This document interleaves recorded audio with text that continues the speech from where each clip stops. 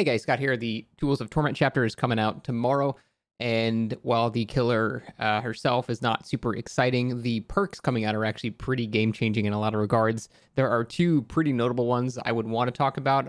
Cut Loose is, I think, going to be extremely strong, but the one I want to talk about this video is Blood Rush from Renato. What this perk lets you do is when you are on Death Hook and you're healthy, you can essentially reset your own exhaustion. What this means is you can use two exhaustion perks in a chase, basically one after another, which is extremely strong, and I want to go over which is going to be the best perk to use for this.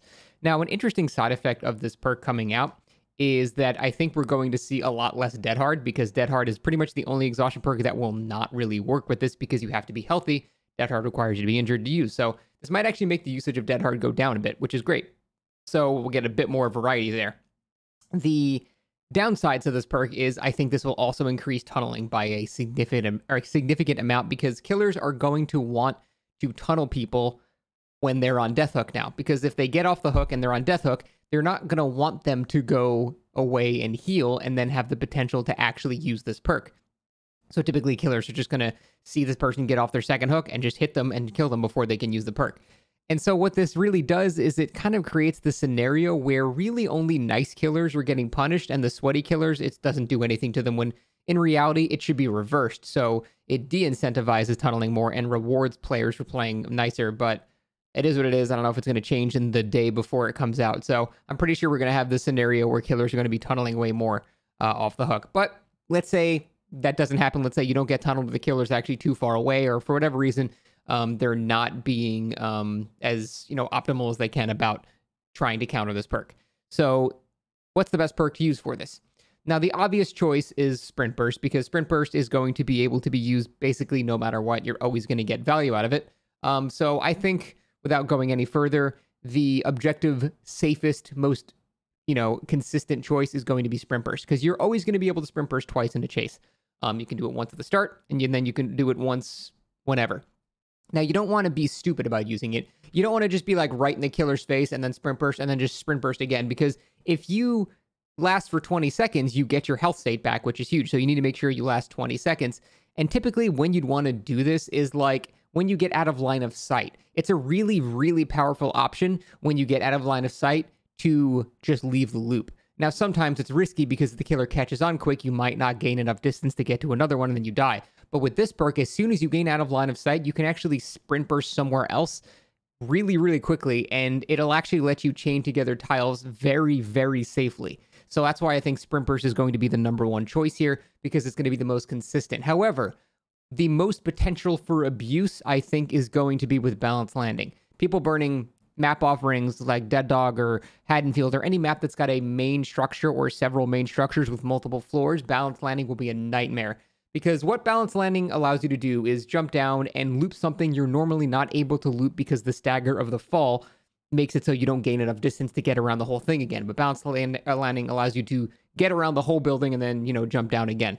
And so you're basically going to waste 15 seconds of the killer's time, because they're going to have to go through an area that's not really great for them. And that's just one Balanced Landing. Now, if you can do all of that, get up to the top, reset it, and then Balanced Landing again, I struggle to see how a killer's going to hit you in those 20 seconds in a very strong setup on, Haddonfield or for whatever.